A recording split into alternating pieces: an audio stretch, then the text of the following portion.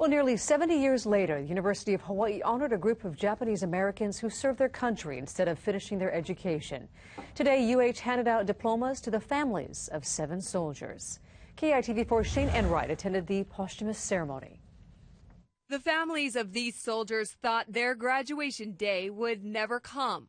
The men cut short their college careers at the University of Hawaii at Manoa to fight in World War II, only to never return.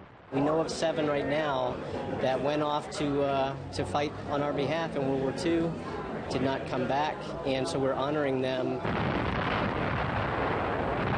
On December 7, 1941, under military orders, the 7 ROTC cadets joined the Hawaii Territorial Guard. But shortly later, the Japanese Americans were expelled based on their ethnicity. But determined to serve, the men formed the Varsity Victory Volunteers, only to later become the highly decorated 442nd Regimental Combat Team.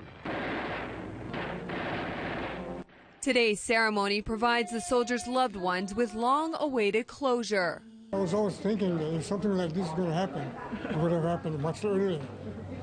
But this is fantastic. Michael Nagaji humbly accepted his uncle's diploma.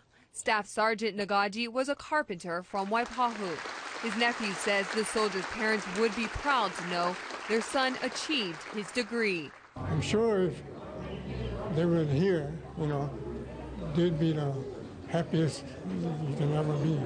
The recipients of the posthumous degrees were joined by the newest class of cadets commissioned, symbolizing what could have been the next chapter for the soldiers. Accepting on his behalf is his sister, Elaine.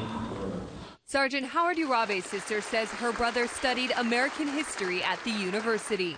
He and his fellow soldiers died never knowing they would play a significant part in our nation's past. I'm sure he would have been happy because he always wanted to go to school. He was a brilliant man, and it's very deserving that he gets a degree, even if it's way past due. So, Shane, you can't help but wonder why 70 years later.